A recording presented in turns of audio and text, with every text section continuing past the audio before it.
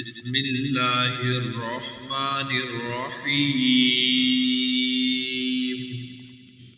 الحاقة ما الحاقة وما أدراك ما الحاقة كذبت ثمود وعاد بالقارعة فأما ثمود فأهلكوا بالطاغية وأما عاد فأهلكوا بريح صرصر عاتية سخرها عليهم 7 ليال و8 أيام حسوما فترى القوم فيها صرعا كأنهم أعجاز نخل خاوية فهل ترى لهم من باقية وجاء فرعون ومن قبله والمؤتفكات بالخاطئة فعصوا رسول ربهم فأخذهم أخذة رابية إنا لما طغى الماء حملناكم في الجارية لنجعلها لكم تذكرة وتعيها أذن واعية فإذا نفخ في الصور نفخة واحدة وحملت الأرض والجبال فدكتا دكة واحدة فيومئذ وقعت الواقعة وانشقت السماء فهي يومئذ واهية والملك على أرجائها ويحمل عرش ربك فوقهم يومئذ 8 يومئذ تعرضون لا تخفى منكم خافية فأما من أوتي كتابه بيمينه فيقول هاؤم اقرءوا كتابيه إني ظننت أني ملاق حسابيه فهو في عيشة راضية في جنة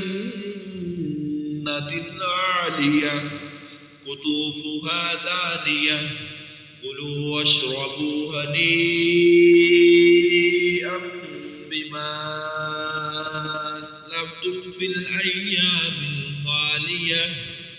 وأما من أوتي كتابه بشماله فيقول يا ليتني لم أوت كتابيه ولم أدر ما حسابيه يا ليتها كانت القاضية ما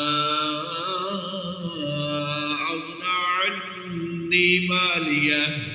هلك عني سلطانيه خذوه فغلوه ثم الجحيم صلوه ثم في سلسلة ذرعها 70 ذراعا فاسلكوه إنه كان لا يؤمن بالله العظيم ولا يحض على طعام المسكين فليس له اليوم هاهنا حميم ولا طعام إلا من غسلين لا يأكله إلا الخاطئون فلا أقسم بما تبصرون وما لا تبصرون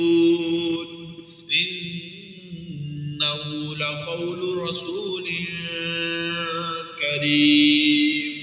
وما هو بقول شاعر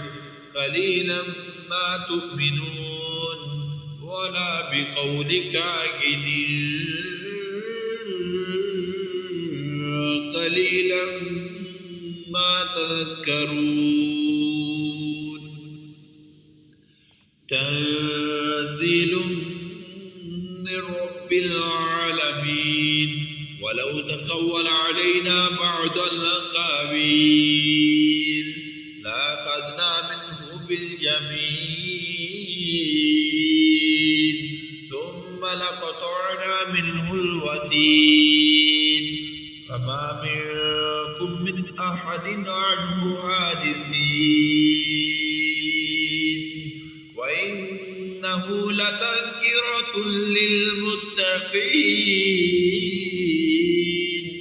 وإنا لنعلم أن منكم